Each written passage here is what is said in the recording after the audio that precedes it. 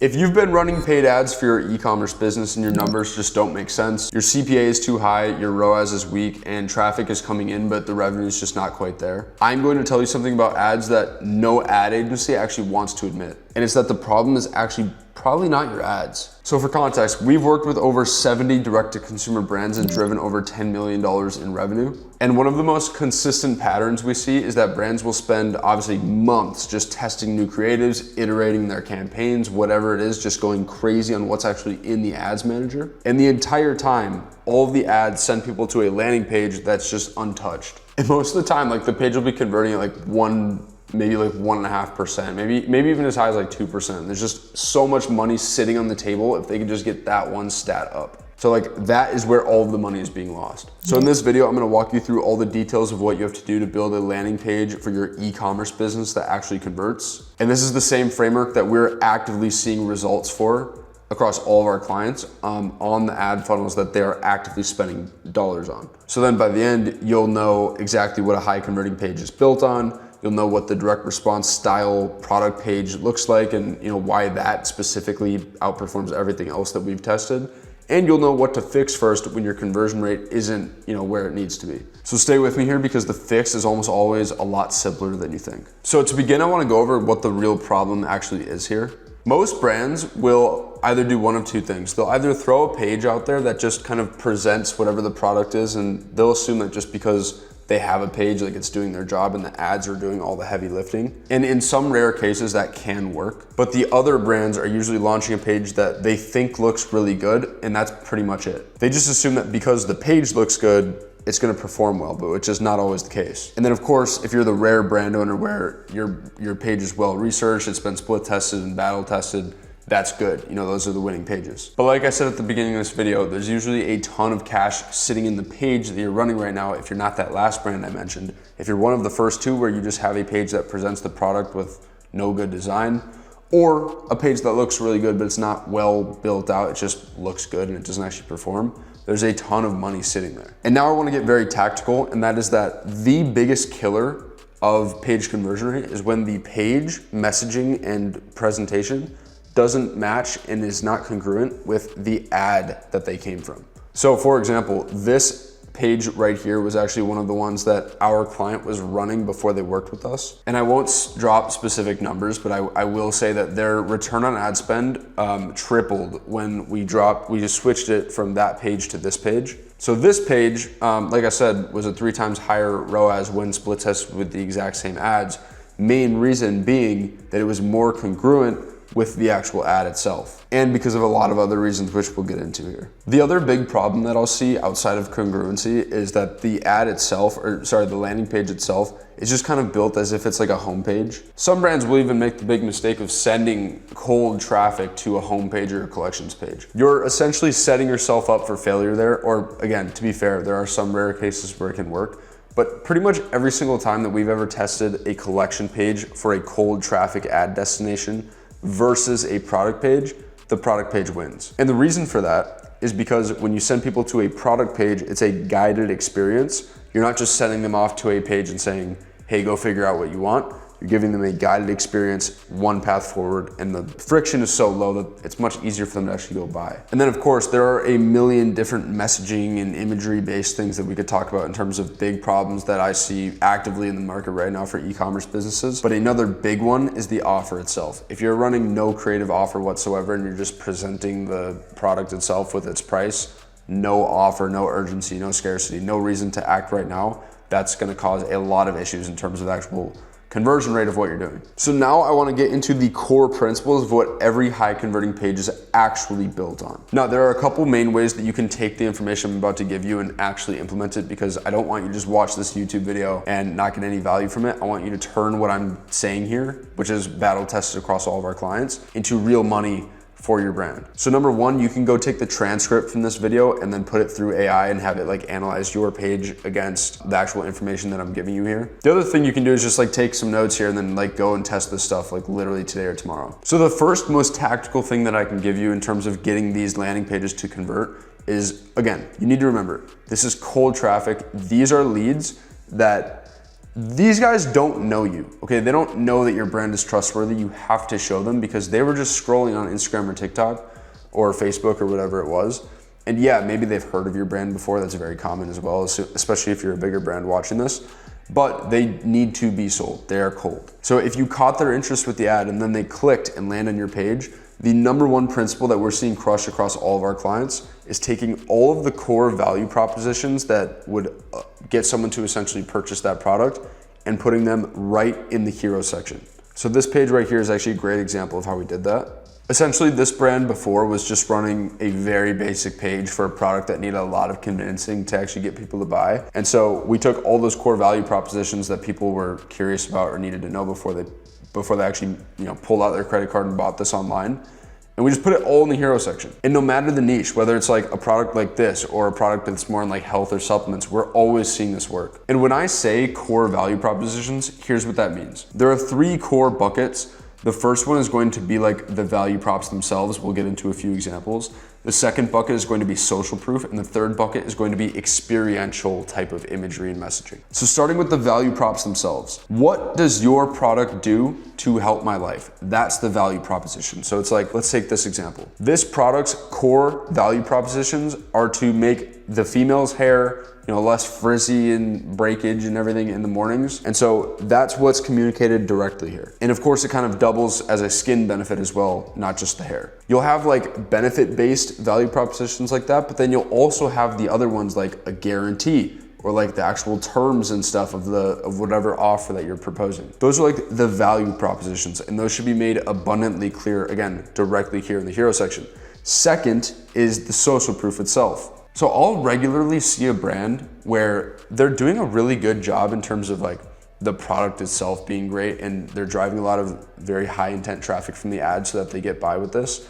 But then they'll have a ton of social proof, whether it's like reviews, they were on TV or whatever it was, and they're just not using it at all. Maybe there's like one section lower in the page about it, but oftentimes I don't even see that.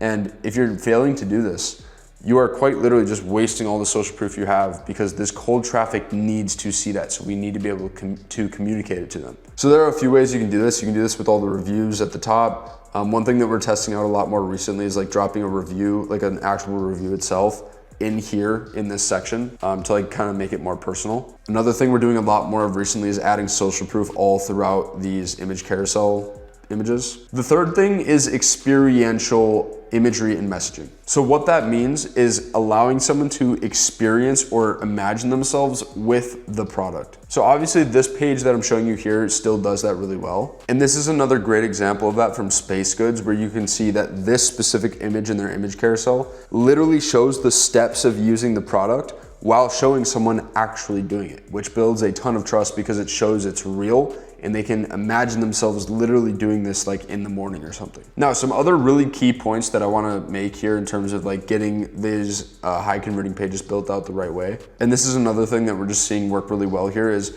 below the fold, which is essentially as they scroll past the hero section, we are just crushing them with social proof. One version of this that's working really well is UGC videos, because they can see someone actually like physically talking about the product and saying great things about it while using it themselves. Now, one thing to keep in mind with that is that this is assuming that they got all the context of the core value propositions of what you're selling them right in that hero section, and the social proof just reinforces it very heavily.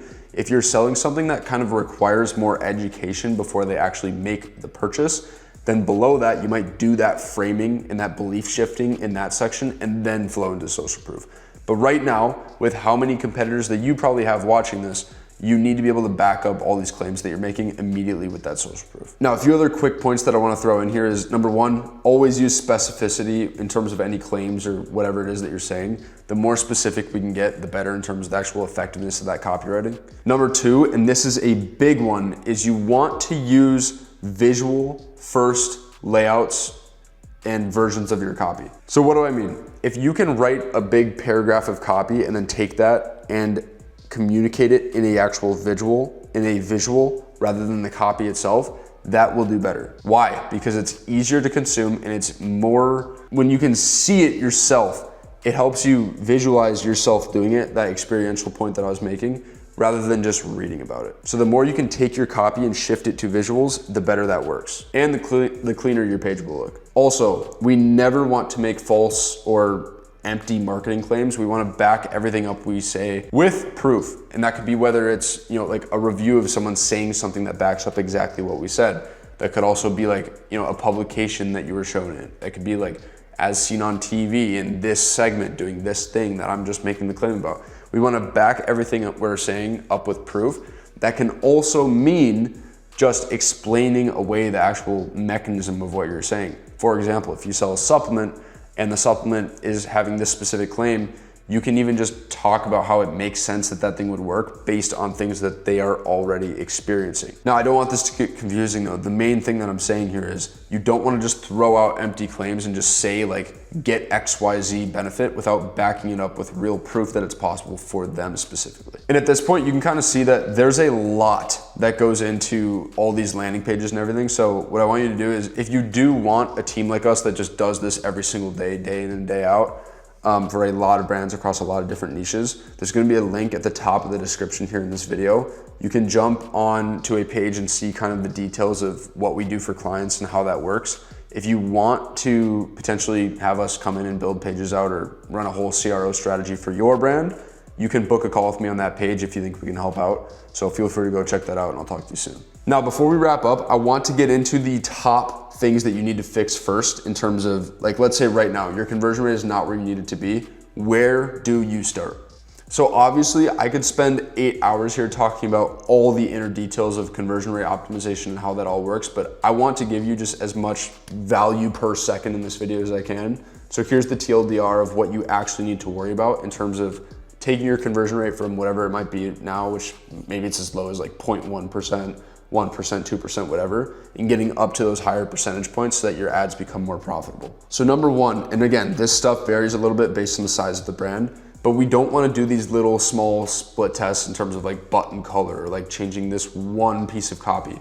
We want to get to bigger swings. So what do I mean? When you have a baseball player that's sitting there taking bunts the whole time, they're never swinging for the fences, but when you're taking bigger swings, you have a better opportunity to actually make a big impact on your conversion rate. If all you do is take these little bunts and small swings, you're never gonna have a big impact on conversion rate like you're looking for. So some examples of that. You could flip the entire structure of your hero section. Like for example, if you have the product page that we were talking about earlier, you could go from the product section being at the top to making the top just being like a sales page section with just one CTA and no other variant selectors or anything like that. And then all the buttons on the page, pull them down to a product page that's lower. That's a full layout switch, and that could have a big impact on conversion rate, whichever one actually wins. The other big test that you can do is a full different set of imagery. So for example, one thing that we focused a lot on, especially recently, is new image carousels. Most brands completely waste the very valuable real estate that is an image carousel, and they just fill it in with like different angles of the same product, rather than using that on those pages that I showed you to communicate value propositions, communicate social proof, communicate experiential ideas about the product. You want to do that, and making that test is literally just a matter of generating new images, which you can do with Nano Banana Pro pretty quickly now. The other thing is completely switching the actual copy and messaging across the whole page without making too many tweaks to the design itself. So what do I mean? You probably remember earlier in the video where I was talking about the ads being congruent with the page. You might have a couple different versions of your ads. If you can duplicate your page and make the copy all congruent with that ad and then another version with the copy all congruent to this ad, that's gonna crush. Because again, we don't care about optimizing for a low amount of pages overall and just testing away from this single page. We just want the ads to convert as high as possible so that every single ad individually gets a really high return on investment. And so a really good example of this is, let's say you have one supplement and that one supplement has two main benefits. When you're marketing this benefit in the ad, they get that landing page about those benefits. When they get benefit number 2 being marketed in the ad, they get a separate page communicating those benefits. Now, each page and funnel is very segmented based on what people actually care about because they clicked on that ad only. And the other thing is, if you're doing a head-to-head split test, your existing page versus a new version of it, you want to ensure that you have at least 35 conversions on either side of the split before you make a decision, because that means that you had enough volume to actually, judge it. And the other thing that I picked up from an old school master direct response marketer is you don't want to make a decision in terms of like this version of the test beat this version of the test unless it has a 15% jump on the losing version of it. So for example, the actual conversions that you got from either side, one of them needs to be 15% higher than the other.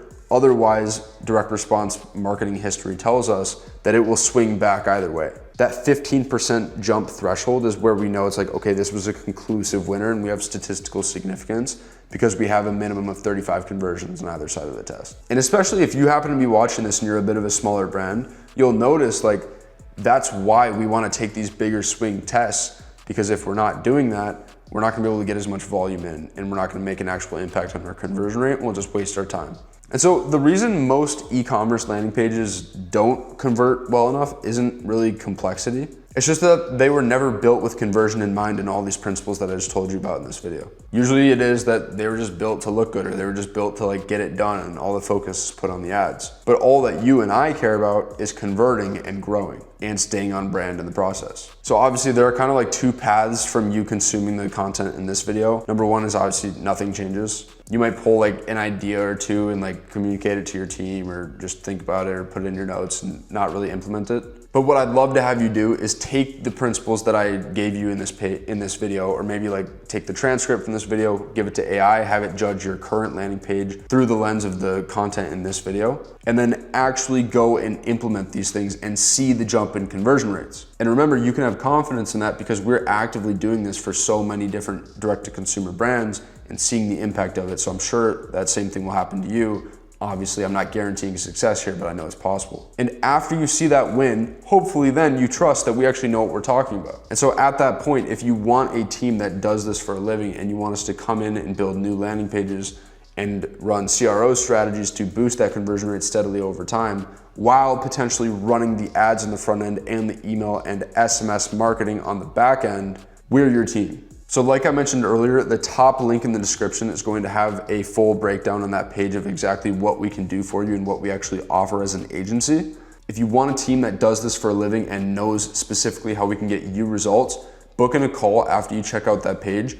We will jump on a call with you and essentially do a full breakdown of your entire business, where you guys are crushing it, where your bottlenecks are, etc., and where we can actually step in and just see if it even makes sense for us to step in. And then based on that, we'll give you a custom proposal, explore it, maybe do an upfront project to see if it makes sense. And if that's the route you decide to take, I look forward to speaking with you there.